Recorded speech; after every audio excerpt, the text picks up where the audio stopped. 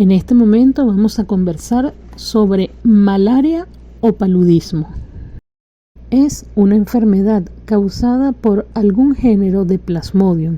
En Venezuela se conoce Plasmodium vivax, Plasmodium falciparum, Plasmodium malariae y Plasmodium ovale, que es un parásito intracelular que parasita tanto glóbulos rojos como hepatocitos.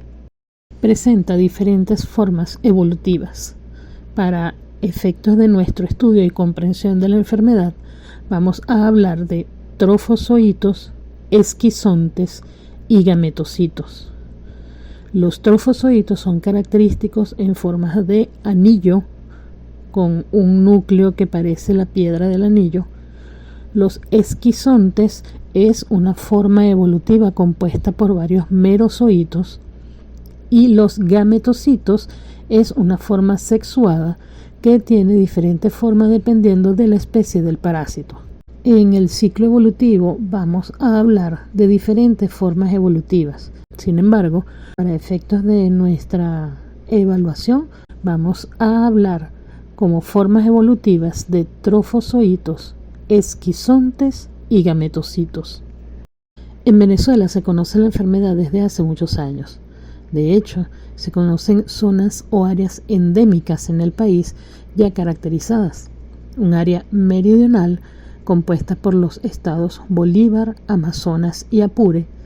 Un área occidental compuesta por una parte de Apure, Barinas, Táchira, Mérida y Zulia. Y una parte o área oriental que está compuesta por los estados Sucre, Monagas, Anzoátegui y Delta Amacuro. A pesar de que la enfermedad se ha conseguido en algunos primates, se reconoce únicamente al hombre como reservorio de la misma. Y al ser una enfermedad metaxénica, se reconocen también vectores involucrados. En este caso, se habla de anófeles y específicamente una especie de anófeles asociada a cada área, zona o foco endémico de los que hablamos. Por ejemplo, para la zona o área meridional, el vector transmisor involucrado es Anopheles darlingii. Para la zona o área occidental, Anopheles Núñez Tovari.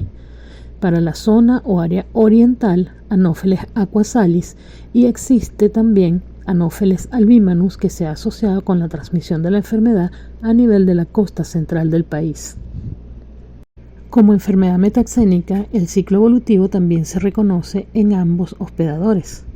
A nivel del humano, tenemos un ciclo esquizogónico en el cual los esporozoitos que son inoculados por el vector van a ir en la primera media hora de infección a nivel de hígado y van a parasitar los hepatocitos. Van a formar esquizontes dentro de los hepatocitos conformados por merozoitos que van a romper la célula y van a invadir una nueva célula. Posteriormente caen a circulación, se transforman en esquizontes y estos esquizontes forman merozoitos dentro de las células. Esos merozoitos maduran, evolucionan y se transforman en trofozoitos jóvenes. El trofozoito joven se va a transformar en esquizonte y ese esquizonte va a madurar y se va a transformar en un gametocito. Ese gametocito es la forma evolutiva infectante para el vector transmisor. Para cuando éste pique al hospedero, lo que va a ingerir son gametocitos. A nivel del vector transmisor, el ciclo lo conocemos como el ciclo esporogónico. Esos gametocitos que fueron ingeridos por el vector al alimentarse son conocidos como macro y microgametocitos.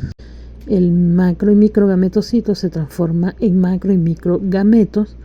El macrogameto fecunda al microgameto y se forma el huevo o cigoto, y este huevo o cigoto va a evolucionar a ooquinete y luego a ooquiste. Ese ooquiste contiene en su interior 4 esporozoitos que son la forma evolutiva infectante para el hombre. Al momento de el vector transmisor alimentarse de sangre de un individuo, de un humano, va a inocular estos esporozoitos.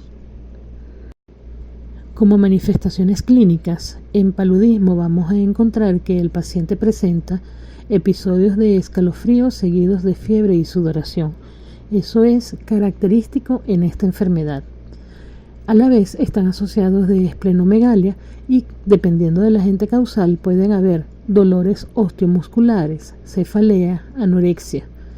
En algunas ocasiones pueden haber náuseas y vómitos, y algunos niños que padezcan la enfermedad pueden convulsionar. El periodo febril va a estar acompañado de taquicardia e hipotensión. Y es importante no olvidar que la fiebre es la manifestación clínica característica en malaria. De hecho, se reconocen fiebre terciaria benigna, fiebre terciaria maligna y fiebre cuartana. Se llaman así porque es la cantidad de tiempo que transcurre desde que los parásitos invaden una célula sanguínea, se reproducen y se multiplican, invaden otra célula sanguínea. Cuando ellos revientan la célula sanguínea y caen en circulación, ellos producen una elevada temperatura, producen fiebre. Eso, dependiendo de la especie de parásito que esté afectando a la persona, va a producirse cada 42 horas, cada 36 horas o cada 72 horas. Si se habla, por ejemplo, de Plasmodium vivax o Plasmodium ovale, se habla de una fiebre terciaria benigna. Si se habla de Plasmodium falciparum, que es la especie más patógena de las 4 que existen aquí en Venezuela, se habla de una fiebre terciaria maligna. Y si se habla de Plasmodium malariae, se habla entonces de una fiebre cuartana. Otras manifestaciones clínicas que pueden presentarse en pacientes con la enfermedad severa es una malaria cerebral, en donde habrá inflamación a nivel del parénquima cerebral, coagulación intravascular diseminada, puede haber dificultad respiratoria por causa de un edema pulmonar, insuficiencia renal, hemoglobinuria, deshidratación, hemorragias, y el paciente puede caer en coma e incluso morir. El diagnóstico se hace específicamente con un extendido sanguíneo y gota gruesa que va a ser coloreado o con Gienza o con Wright. Se puede hacer serología, un examen de hemaglutinación indirecta, inmunofluorescencia indirecta o un ensayo inmunoenzimático. También es posible apoyar el diagnóstico con una hematología completa. Se hace tiempo de coagulación, bilirrubinemia, pruebas de coagulación, función renal y función hepática, porque el parásito puede afectar a los diferentes órganos. Así, con estas pruebas complementarias, tenemos una idea de cuánto daño ha causado el parásito en el organismo. Como medidas preventivas, podemos aplicar la fumigación dentro de nuestros hogares, interna en los hogares.